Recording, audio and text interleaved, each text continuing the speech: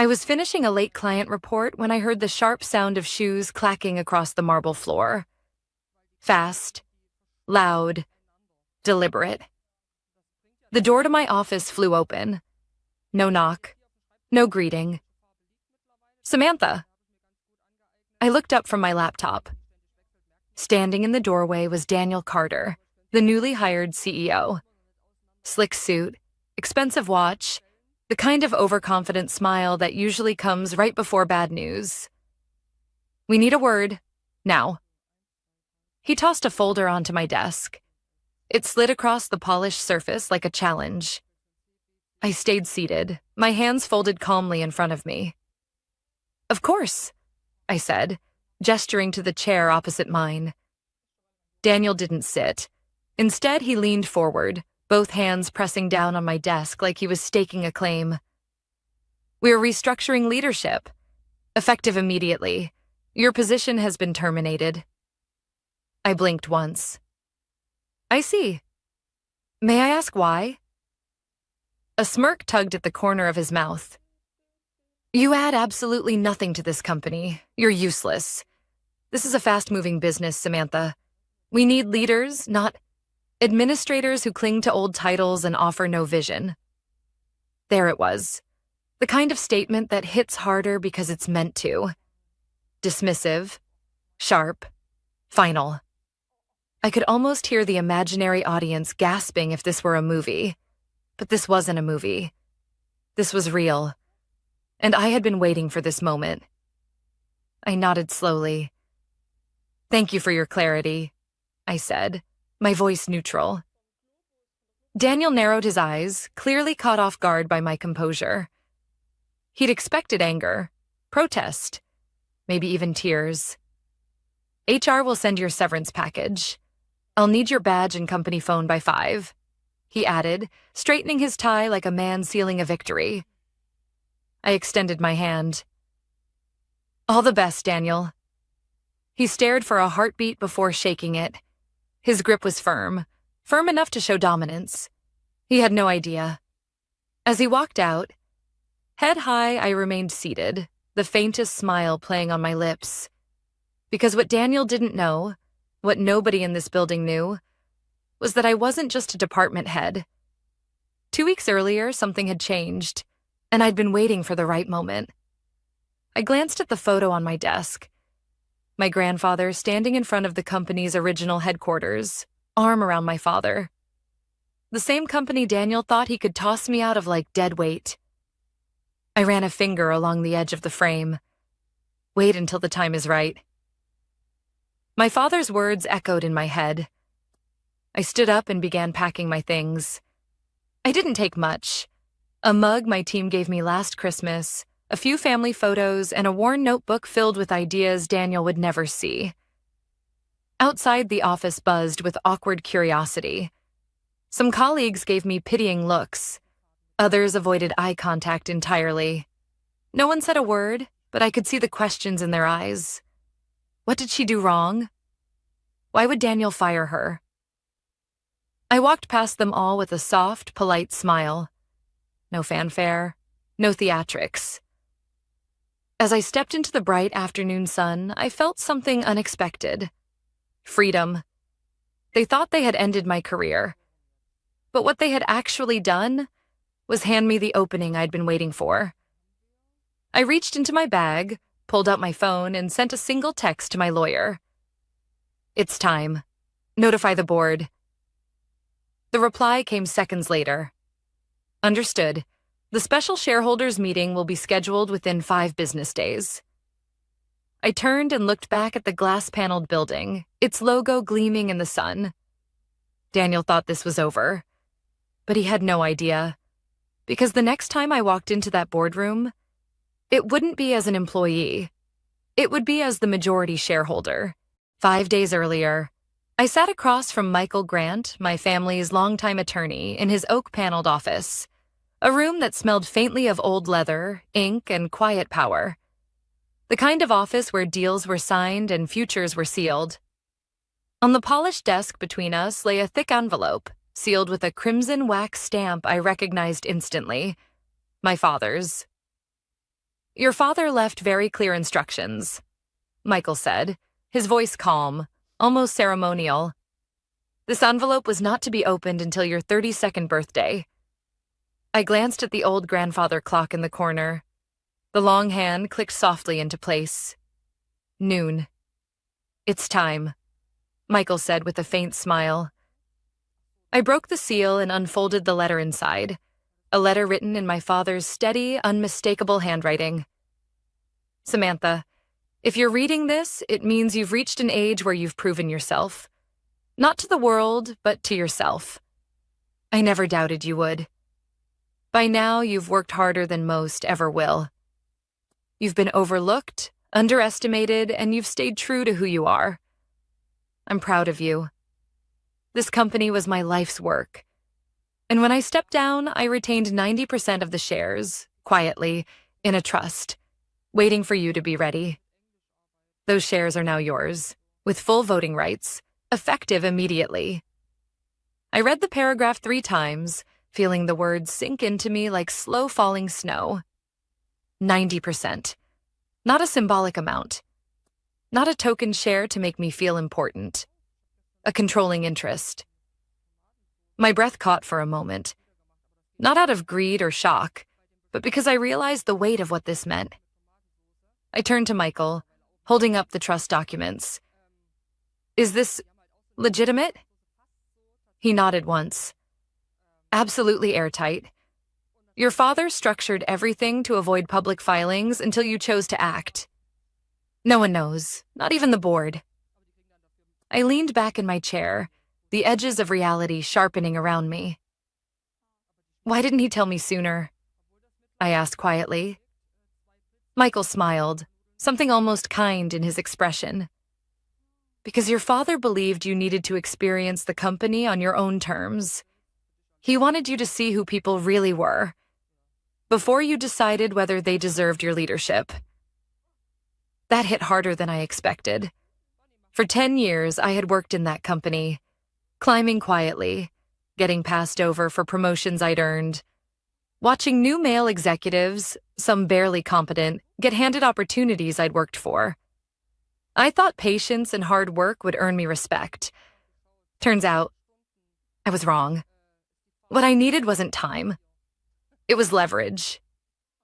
And now, I had it. I want to move carefully, I said, folding the papers neatly back into the envelope. No public announcements yet. Michael nodded. We'll prepare everything. When you're ready, the board can be notified within 2 business days. Good, I said, standing. Because I want them blindsided, especially Daniel. There was a flicker of surprise in Michael's eyes, but it vanished quickly. You've got your father's instincts. I smiled. I've got my own.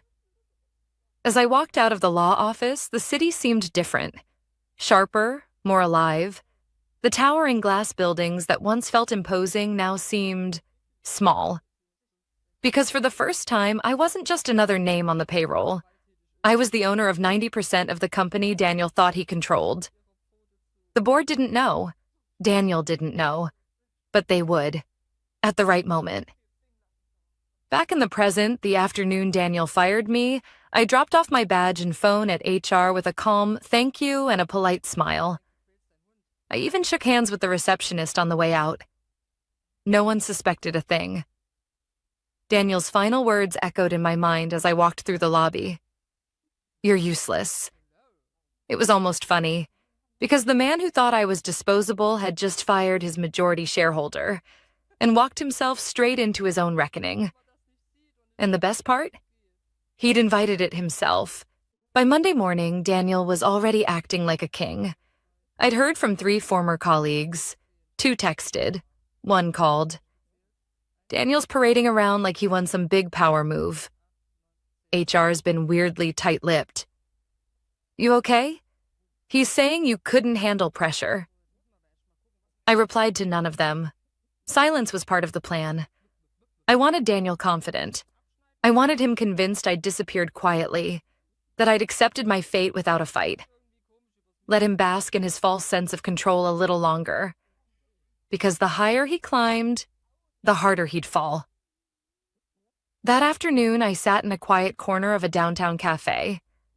The kind of place no one from the office ever visited. The smell of fresh coffee hung in the air, soft jazz playing in the background. Across from me sat Michael, his expression calm as ever. "Everything's ready," he said, sliding a folder across the table. "The shareholder meeting is scheduled for Thursday at 9 a.m. Formal notices went out this morning." I opened the folder. The papers inside were simple. Stark legal language, direct and precise. Notice of special shareholder meeting. Agenda item. Review and appointment of executive leadership. At the bottom, my signature. "This will hit them like a freight train," Michael said quietly. "They'll have 2 business days to realize the ground just shifted under them." I took a slow sip of my coffee. "Good." He leaned in slightly. "You're sure about this?" I met his gaze, steady. "They pulled the pin the moment they fired me. I'm just handing them the grenade." Michael gave a small nod of approval. "Your father would be proud." I wasn't doing this for pride. I was doing it because the company deserved better, because I deserved better, and because Daniel needed to learn what real leadership looked like. Tuesday morning, I met with Caroline Evans, trustee of the shares since my father's passing. Caroline had been with the company since its founding days, sharp, private, with a memory like steel. She greeted me with a firm handshake and a knowing smile. "I've watched Daniel dismantle your father's legacy brick by brick," she said bluntly, sliding a thick file across her desk. "You don't owe him politeness." Inside the folder was everything I needed. Ownership certificates, voting records, performance reports under Daniel's leadership. And they were worse than I'd imagined. Employee satisfaction down 35%. Turnover rates spiking. Excessive spending on executive perks. Flat revenue growth in a booming market. Caroline's voice cut through my thoughts. "He's been hiding behind inflated projections. If this keeps up, he'll run the company into the ground within 2 years. I nodded slowly, absorbing every detail. "We'll let the numbers speak for themselves." She gave me a look. 1 part respect, 1 part challenge. "It's your company now. How you handle this sets the tone for everything that comes next." "I know," I said quietly, "and I won't waste the chance." As I left Caroline's office, I walked past the mural in the lobby, an oil painting of my father standing in front of the original headquarters. His hand rested on the shoulder of a small girl in a red dress. Me. I stood there for a long moment, staring at the painting. My father had believed in legacy, not as a monument to the past, but as a responsibility for the future. And even though he wasn't here, I could still feel his hand on my shoulder. By Wednesday morning, the whispers started. "Did you hear about the emergency shareholder meeting?" Daniel looks nervous. "Who called it?" The answer was coming, but not yet. I wanted Daniel walking into that boardroom thinking it was just another quarterly review, thinking he still had the room in the palm of his hand. Let him swagger. Let him smirk. Because when the truth hit, it would hit like a lightning bolt. And this time, I wouldn't be the one walking out. Thursday morning arrived sharp and cold, the kind of morning that felt like it belonged to someone else. I dressed with quiet precision. A tailored black suit, clean lines, simple jewelry. The kind of outfit you wear when you walk into a room not asking for power, but owning it. By 8:50 a.m., I was standing in front of the building I'd worked in for over a decade. The same building where I'd been dismissed like a replaceable cog in Daniel's machine. Only this time, I wasn't an employee. I was the majority shareholder. I walked through the lobby without a word. The receptionist froze as I passed. I caught the moment her eyes widened, the split second of recognition before she looked away, uncertain whether she should stop me. She didn't. Upstairs, behind the frosted glass of the boardroom, I could already hear voices. Daniel's among them. Confident, commanding. I didn't break stride. Michael was waiting for me at the elevator, holding a slim leather folder. His face unreadable, but steady. "They're all inside," he said quietly. Daniel's already launched into his quarterly strategy speech. I gave a small nod. Not for long. Together, we walked to the boardroom door. I placed a hand on the handle, took a slow breath, and pushed it open. The room fell silent. 10 board members sat around the long oak table. Daniel stood at the far end, mid-sentence, a slide glowing on the screen behind him. When he saw me, his eyebrows shot up. "Samantha," he said, his voice sharp but still coated in smugness. "This meeting is for board members only. You're no longer—" I walked calmly to the head of the table, pulled out a chair, and set Michael's folder down. "Exactly," I said, my voice cool and clear, "which is why I'm taking my seat." I sat down, at the head of the table. The shift in the room was instant. Board members exchanged glances. A few leaned forward. One of them, Mr. Callahan, a founding member, adjusted his glasses and glanced at the documents in front of me. Daniel blinked, trying to recalibrate. "Excuse me?" His voice lost a fraction of its edge. I opened the folder and laid out the ownership certificates and trust documents, sliding copies toward the board secretary.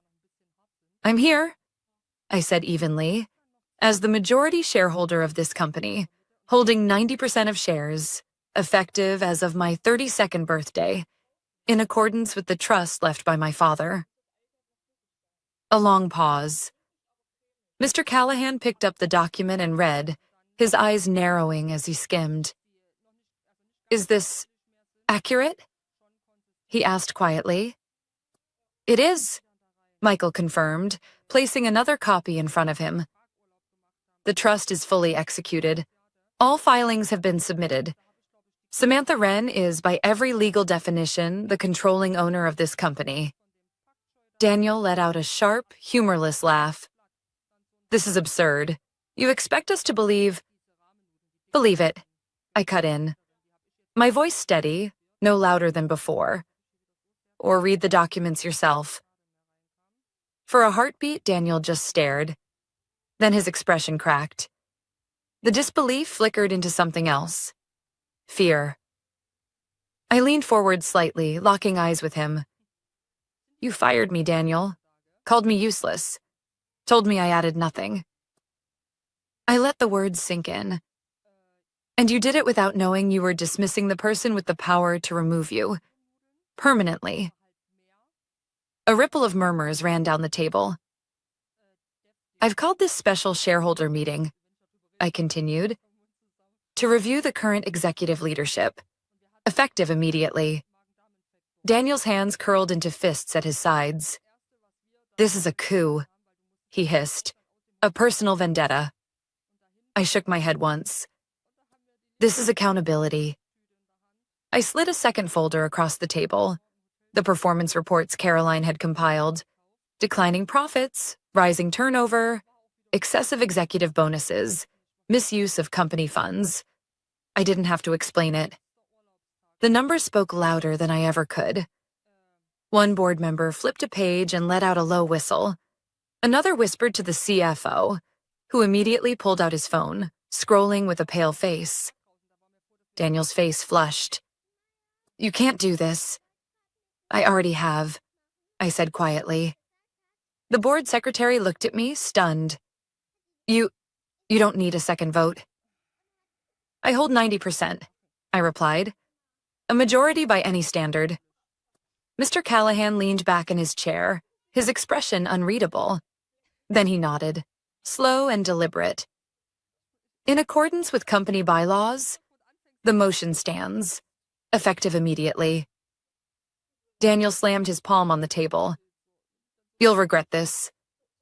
I met his glare with calm certainty. "I don't think I will."